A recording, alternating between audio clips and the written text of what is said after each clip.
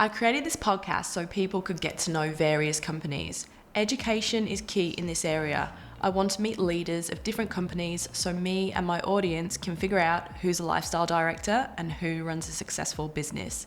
Disclaimer: the information provided is for educational purposes only and is not intended as financial advice. It is important to do your own research and consult with a qualified financial professional before making any investment decisions. Welcome to Oz Stock Chat.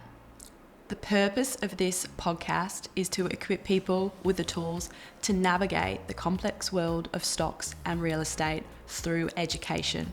Always education, never financial advice.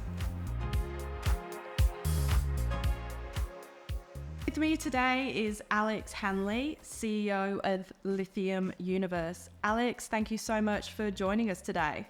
Thanks, Christy. So, what is the story of Lithium Universe? Tell me about the name and the last 8 months since the RTO.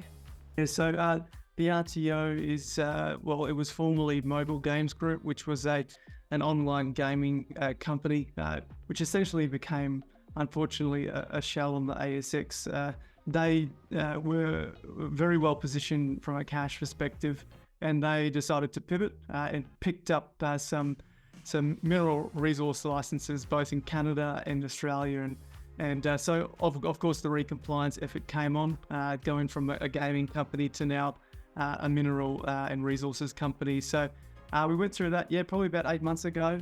August, I think, was when we first got on the boards as Lithium Universe, and ever since then we've built up the team, with Iggy Tan and Pat Scullen, as well as Jingwan Liu, and 7 other gentlemen on the board that we sort of refer to as the dream team. So it's we did try to use Lithium Galaxy to draw back to some of the work that Jingwan and Iggy had done for Galaxy Resources, but we were contacted by Allchem to cease that name, so hence the reason we've gone with Lithium Universe. Nice. Lithium Universe, Lithium Galaxy, it's still like outer space kind of stuff, so I love it. So I love how the team has been nicknamed the Dream Team. Can we talk about that? Like, is it really the Dream Team, and why? Yeah, well, I think it's a good question, and don't get me wrong, it's definitely quite catchy, and it's definitely if you do know and follow Iggy, it's definitely his style, right? Big and bold. But just talking broadly, we're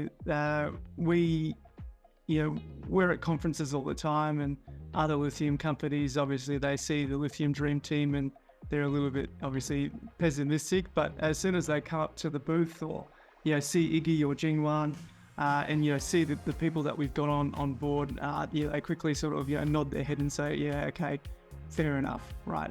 And the reason being, Christy, is obviously Iggy Tan. He doesn't need much of an introduction in capital markets here in Australia, but he started his time back in 1995 within the lithium industry, commissioning the lithium carbonate plant for Greenbushes, which, as you know, is the biggest and highest grade operational mine in the world. So, he started early with Greenbushes. He went then on to build Galaxy Resources. At Galaxy, he built the Mount Cattlin project, and then he went on to build the Jiangsu lithium carbonate plant in China. So Iggy was identified and is identified as one of the first mining executives to really understand and then execute on the lithium ion future. Since then, he's obviously gone into other business ventures with Alltech, as well as a foray into iron ore, as well as silica sands. So now he's back within the lithium industry and has a lot to give. Joining him also is Jingwan Liu. Jingwan, he's the design. Well, he's behind the design and the development, construction, operation, and maintenance of Jiangsu lithium carbonate plant. So he brings a lot of let's say downstream expertise to the group, and is still considered today as international lithium downstream expert. Pat Scullen himself, he was actually the general manager of Greenbushes for 25 years. So He brings a very focused skill set from even exploration through mining, processing, refining, and sales. So, he brings a lot of expertise and a lot of contacts to the business. We've also got, and I won't sort of bore you, but, we've got Terry Stark, former GM of operations with Galaxy. We've got Roger Pova, who operated both the Mount Cattlin and the Greenbushes process. We've got Hui Yen, who designed the Mount Cattlin project, and John Sobleski, who was CFO back in Galaxy days. We've got John Loxton also, who built the Jiangsu plant when he was working for Hatch. So we've got the skills, and we've got the dream team. Simply. Wow, there is a lot of really diverse, strong leadership within that team, which leads me on to my next question. So the right leadership team has always been an important part of my investing journey. Tell us why the dream team skill set is essential to construct a profitable project. The fact that it's part of your criteria and probably everyone else's is enough to sort of say why. Generally, as you know, people look for the team, the location, the strategy, essentially, in investing. And what we think is the biggest benefit for our dream team and what we're trying to do is having the dream team involved within the design stage, right? Very important. And that's where all successful projects start. If it's designed by people who have not only developed and constructed, a similar plant in the past, but also operated and maintained it. There's operational and maintenance techniques that you can fold into the design to make sure that everything's humming once it does get online. So, don't get me wrong, that's quite simply put, but that's essentially the bottom line when it comes to successful teams and what influence they actually do have on projects. The company's story is different than most recent ASX activity in the James Bay region. What exactly is the focus for the company? Yeah, well, it's a great question, and we obviously tried to be a differentiator in the market, and you can probably see it from the explanations that are provided in regards to the team that we have on board. Is that the team is very production and development focused all the way through. And that sort of talks to where our focus really lies, and it's in production. We've got essentially 3 business units that we're running in parallel.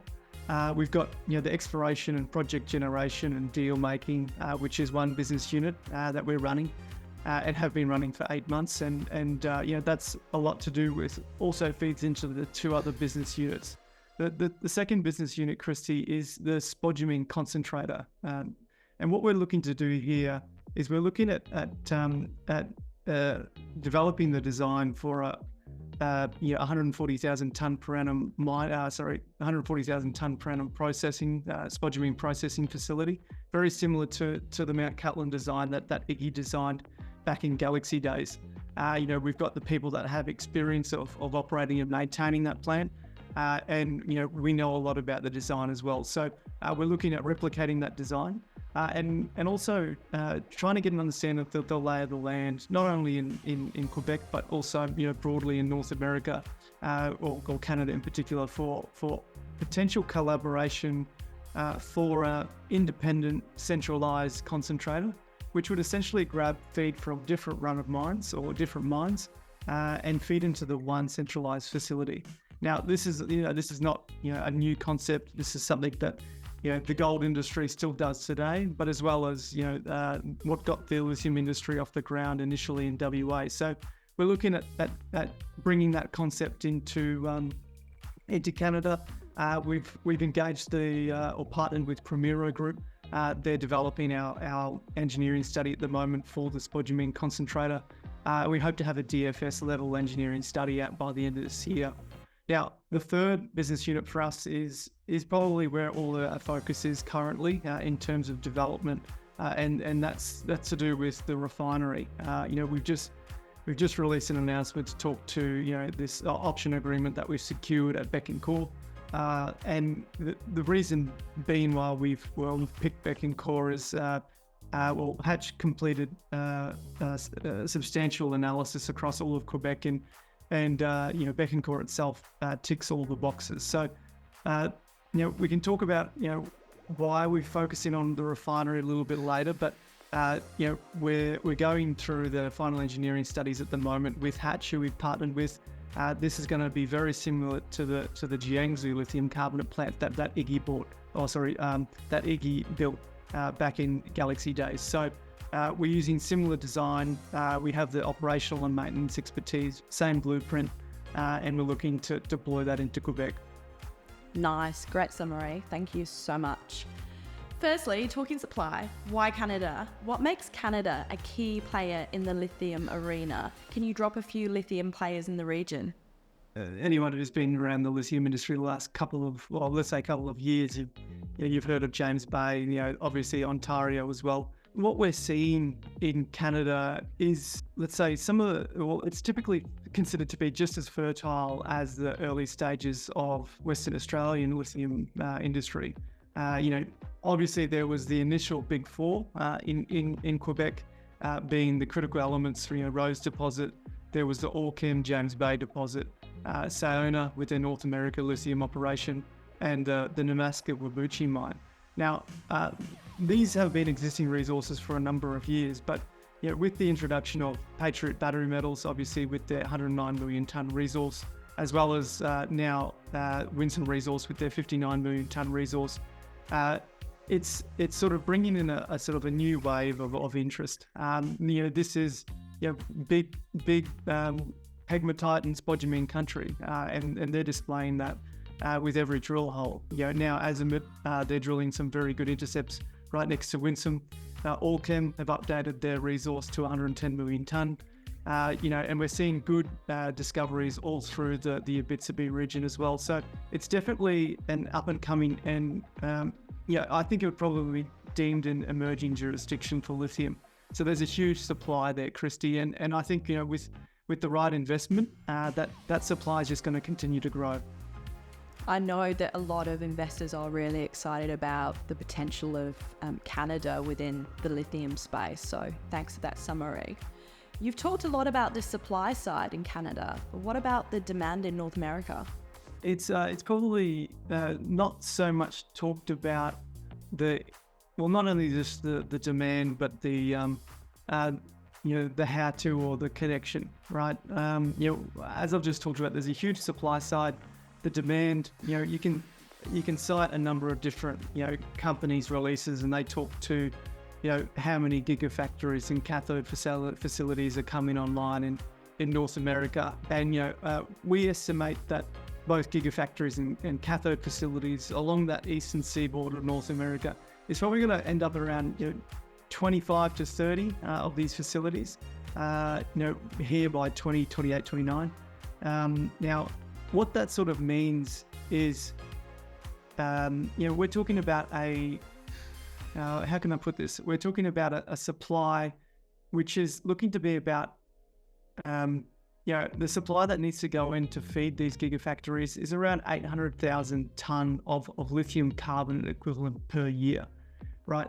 Now, as a bit of perspective, the global production of lithium carbonate equivalent in 2022 was around 750,000 tonne per annum. So I haven't got the 2023 figures in front of me, but what we're talking about is a doubling of the 2022 global output just to feed the North American, gigafactories and cathode facilities. Now that's huge, right? You're talking about doubling all of the demand and the supply, which is obviously the business case for not only the hard rock supplies in North America, but also some of the brine plays in South America. What we see as the biggest opportunity, and obviously our focus for the company, is around the refinery. Now, taking into fact both of those supply and demand forecasts, there's currently only 4 planned refineries in North America, Albemarle, Piedmont and Metso, cumulatively around 100,000 tonne per annum. So we see a conversion capacity gap of around 700,000 tonne. So that's a huge deficit, and one thing that we want to focus on immediately, because closing that gap and adding obviously as much expertise we can into Canada to bolster that current dire need is where we see is the best opportunity for the company. The Lithium Universe team recently met with the Quebec government. How did that go? It seems to me that they're pretty supportive of what you're trying to do. The Investment Quebec in itself is quite an impressive organisation. I must say it's a investment arm of the government, and they've been very supportive of what we're doing, bolstering the Quebec Canadian as well as North American supply chain. They've been very engaging in putting us into the right meetings to talk to different companies on what we would like to talk about, whether that be with the SPIP, with our Bécancour option, or other explorers within the region. So they've been very supportive. It sort of went down the course where we did meet with Herbert Baldock, who's the head of Investment Quebec, and Pierre Fitzgibbon, who was the Minister of Finance and Economics in Quebec back last year. So Iggy, Jingwan, Pat and I, we met with both of these gentlemen and talked about our story, what we wanted to bring to Quebec, and very supportive. They understand what we want to do, and I think they're going to be a great partner in the future. Brilliant, because government support is obviously essential in this, and it's great to hear that things are going really, really well. What can we expect from Lithium Universe over the next 12 months? We've got 3 different business units in parallel. We've got DFS level engineering studies coming out for both the concentrator as well as the refinery by the end of the year. We're going to do a number of assessments, civil, geotechnical, on our recent option at Bécancour, as well as a number of different opportunities and project generation activities in the background, always actively looking for new opportunities. So I don't think it's going to stop, Christy. We're sticking to our knitting and we're just getting it done. Exciting times ahead. And finally, I have to ask this question. Investor sentiment in the lithium space has been really quite low recently. What message do you have for investors in the lithium space? Well, it's obviously a good topic of conversation at the moment. I think, the overarching sentiment across the board is that, current pricing is unsustainable, full stop. You're seeing that with some of the care and maintenance initiatives being taken in WA, as well as, some commentary from Piedmont in particular.